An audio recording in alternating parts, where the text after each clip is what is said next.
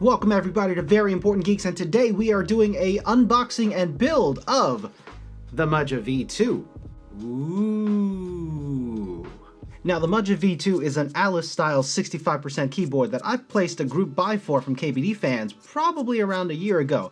So as you'll see here, this is the size of a regular 65% keyboard. This is the Keychron Q2. And this is the size that the Maja V2 came in. Ugh. This is what we in the industry call a heckin' chonkers. So why exactly is the box this humongous? Let's find out.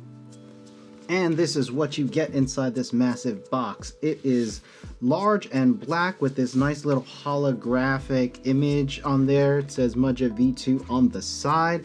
And initially I thought this slid out, but it does not. There's actually a magnetic flap right here, and it opens from the side, and you get the nice little Vulcan's X kbdfan collaboration logo there. Nice touch.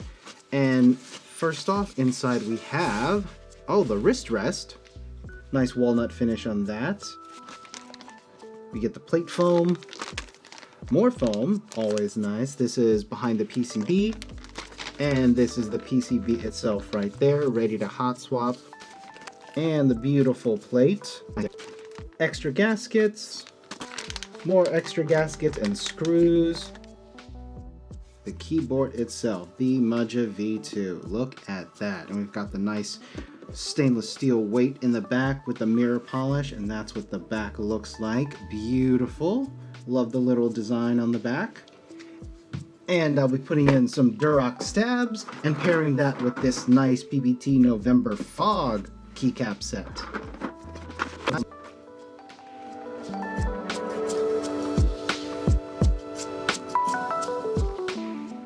And for switches, I'll be using these Momoka Frog linears. Now the first thing we want to do is inventory and dry assembly. It's important that we know what all the parts are, how they fit together, and in what order. The last thing you want to do is put this thing together just to find out that you're missing a part or that you did it wrong. Now for the internals of this, I'm going to need the plate foam, the PCB, and the PCB foam, and the included standoffs and screws. And I'm going to take a look at how many standoffs I have and how many standoff holes that they're going to go into so I can account for them all.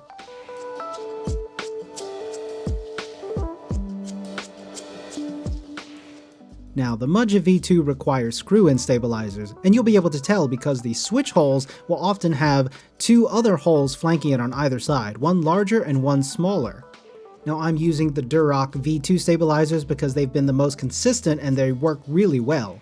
Now every PCB is going to require slightly different sizes and numbers of stabilizers. This one requires 5 2U stabilizers. And it's important to note that a set of Durock stabilizers only comes with 4 2U stabilizers, so you will need to get 2 Durock sets. And now we're going to start piecing out all the stab componentry and making sure that we have enough for the entire board. Now, while the Durock V2 stabilizers are really good, we do want to make sure that everything is nicely balanced, and we're going to do the Holee Mod and lube and assemble everything to make sure that we are getting the most out of these stabs. Now you can check to make sure if the wires are properly balanced by putting them on a known flat surface. A lot of people tend to use the screens of their phones because it is perfectly flat, and you'll just lay it down on the flat surface and tap it on the ends to make sure it doesn't jiggle. And if they do, you can straighten them out by twisting them back. I'm using some syringes from some children's Tylenol that I had lying around. These help a lot. Otherwise, you can do it with your fingers too if you're particularly strong. Now let's talk about the Holee Mod. And for the Holee Mod, you're going to need some fabric band-aids, some sharp scissors, a thin lubing brush, some tweezers, angled or straight are fine, and I like to use Krytox 205G0 because I can use it on every part of the stab. And if you have a 4-prong holder like this, it could help hold some of the smaller stems. Now speaking of stems, there is a front and back of the stem that you'll want to be aware of. The back of the stem will actually just have one large hole, while the front of the stem will have 2 smaller holes. And that is important because the stabilizer will only work if the stem is inserted in the proper orientation. When it's time to reassemble everything, you'll want to put your stem in the orientation where the 2 smaller holes are facing the wire guide. And when it's time to put the wire back in, you're going to insert the wire into the smaller hole at the bottom and into the wire guide. But before we continue, if you've ever ordered a keyboard and been very surprised about the size of the package, go ahead and hit that subscribe button, hit that like button, hit that notification bell so you can know when I upload more nonsense. To do the mod itself, you're going to uncover half of the bandage so that you still have a non-sticky part to hold on to. And when cutting your strip, you want to make sure that it's about just as wide as the hole that you're going to put it into. A good reference I like to use is to make sure it's about just as long and just as wide as the end of a stab wire. The most difficult part of the Holee Mod is maneuvering the sticky band-aid material through the stem holes themselves. I find it helps if you turn the entire stem upside down and insert the bandage from the back single hole all the way up the ramp, making sure to keep good contact, and then overhang it and fold it under the second bottom hole. And this is to help make sure that it stays secure and won't loosen up over time. And finally, you'll want to trim out any excess material sticking outside of the stem body so that it won't interfere with travel. And when you're done with all of that, it should look something like this. You'll want to do this with all of your remaining stems. Then you're going to want to generously lube the inside of all of your stab housings. Lube the back hole where you just put the band-aid, and then you're going to want to generously lube the outside of your stems as well. Now put the stems back into the housings in the proper orientation, making sure that the front two holes are facing the stab wire guide. And then liberally lube the ends of your stab wires. You definitely want to see the lube on there. And then insert the stab wire into the bottom hole. Now don't be surprised if you feel some pressure there. You may hear a little pop, and that's okay. And then snap it into the wire guide and test it to make sure that everything's working well. And then just repeat on the other side. Once all that is done for your stabs, go ahead and mount them into the PCB. Now you'll want to put the little side with the clips into the larger holes and the side for the screws into the smaller holes. And you'll know this is done correctly when the stab housings are able to lay flat and you can see the clips hanging onto the underside of the PCB. Then you're going to want to put the washers onto the screws and screw in your stabs. Once they are secure, go ahead and use your tweezers and pull on them a little bit to test them and make sure nothing's binding. Go ahead and throw in one of your switches and one of your keycaps. And then give it some taps to make sure that everything is working and feeling good. I went and did a few more extra steps and put in the plate foam and the plate itself, then put the switch back in and the keycap to make sure I had all the clearances right and everything still worked and sounded like I wanted. Now you're going to want to use the flat top screws to secure the standoffs to the plate. And once you're all done, it's going to look like this.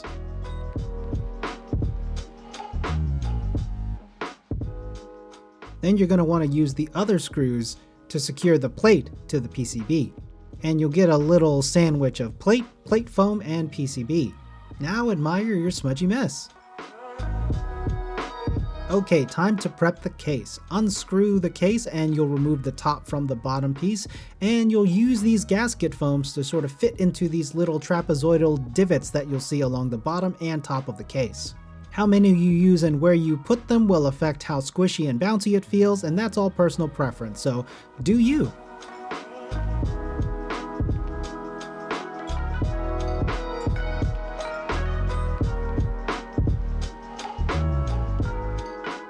With that all done, it's time for final assembly.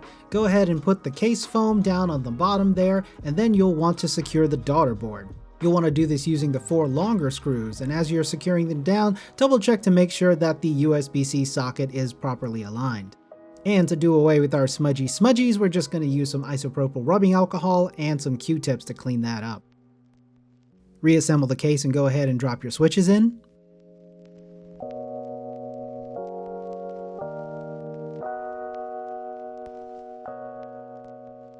And finally, attach the feet to the back of the case, go ahead and drop in your keycaps, and enjoy your Maja goodness.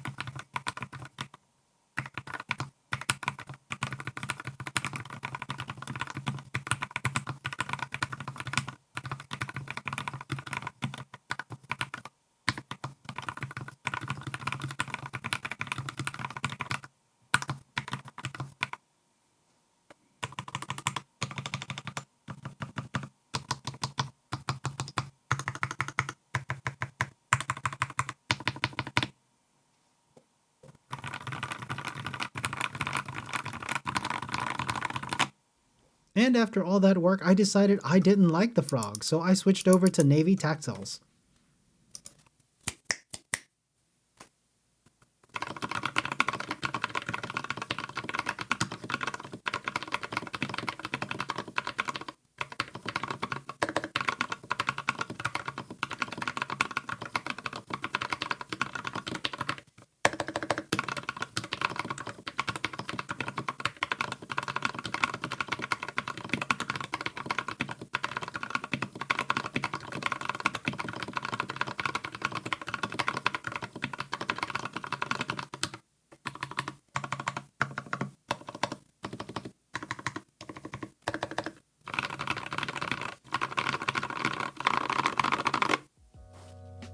And that about wraps it up for this video, folks. Thank you again so much for watching, and if you enjoyed the video, go ahead and leave a comment down below, hit that subscribe button, hit that notification button, support me on Patreon, and until next time, geek out.